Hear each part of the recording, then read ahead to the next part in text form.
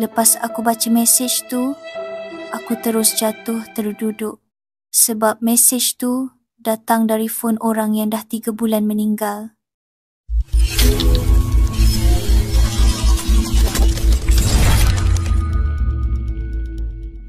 Assalamualaikum semua. Nama aku Ika. Dan ini kisah aku. Kisah yang buat aku faham. Kadang-kadang Tuhan tarik seseorang bukan sebab dia benci, tapi sebab dia nak kita nampak kebenaran yang selama ni kita sendiri butakan. Aku kerja biasa-biasa je. Gaji cukup makan. Hidup pun tak ada apa menarik. Tapi yang buat aku rasa hidup ada warna cuma seorang. Nama dia Razif. Razif ni lelaki yang semua perempuan harap dapat. Soft spoken, sabar, tak pernah tinggikan suara. Kalau aku marah, dia diam. Kalau aku sedih, dia datang peluk. Aku betul-betul yakin dialah orang aku nak tua sekali.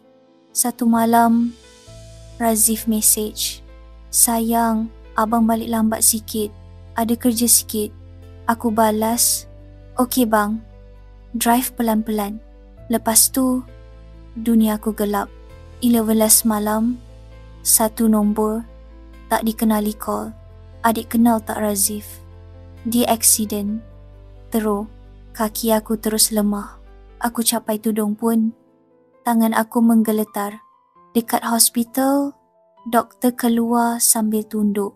Minta maaf. Dia dah tiada. Ayat tu, sampai sekarang aku boleh dengar jelas.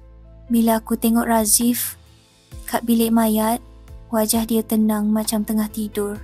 Aku cium dahi dia sambil suara aku pecah. "Bang, kenapa abang tinggal Ika cepat sangat?" Hari-hari aku bangun dengan dada berat. WhatsApp dia aku scroll, baca, ulang-ulang. "Sayang, abang balik lambat sikit." Ayat pendek tu cukup buat hati aku rabak. Aku tak makan, tak tidur, tak ada semangat. Rumah yang dulu penuh gelak tawa, sekarang bunyi jam dinding pun rasa kuat. 3 bulan selepas dia pergi, bila aku tengah duduk dalam ruang tamu, phone aku berbunyi, ping, WhatsApp. Aku tengok sender, Razif. Aku terus rasa darah naik ke muka. Tangan aku sejuk. Bila aku buka mesej tu, "Maafkan abang, Ika." Hanya 3 patah perkataan, tapi cukup buat aku jatuh terduduk. Sambil tangan tutup mulut. Aku call nombor dia dah tak aktif. SIM dia dah terminate. Tapi mesej tu wujud. Besok pagi, aku pergi rumah keluarga Razif. Mak dia peluk aku kuat. "Ika, kenapa ni sayang? Muka pucat betul." Aku tunjuk mesej tu. Mak dia terdiam lama. Air mata dia jatuh perlahan. Razif, malam sebelum dia aksiden, dia tengah nak jumpa Ika sebenarnya. Aku kerut dahi. "Jumpa Ika? Kenapa pula?" Mak dia tarik nafas panjang. Dia hilang kerja 3 bulan. Tapi dia takut bagi tahu kau. Dia takut kau sedih, takut kau pandang dia lain.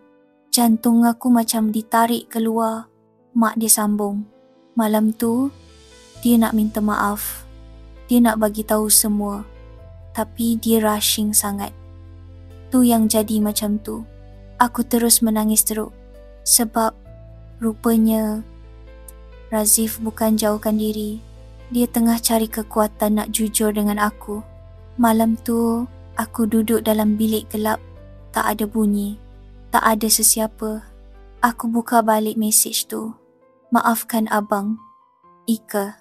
Entah kenapa, walaupun pelik gila, mesej tu boleh muncul. Hati aku rasa lega sikit. Macam Tuhan hantarkan sesuatu yang Razif tak sempat cakap masa hidup. Aku balas perlahan. "Ika maafkan abang. Dan Ika rindu abang hari-hari." Aku tahu takkan ada reply. Tapi itu kali pertama aku rasa ada satu bahagian dalam hati aku yang mula sembuh. Mesej tu masih ada dalam phone aku. Kalau aku rindu, aku buka, aku baca, aku tarik nafas panjang. Bagi aku, mesej tu bukan gangguan, bukan mistik, bukan benda seram. Itu cara terakhir Razif balik untuk tenangkan hati aku. Walaupun aku tak boleh tengok dia lagi, sekurang-kurangnya mesej tu buat aku percaya cinta yang ikhlas tak padam. Dia cuma berubah bentuk,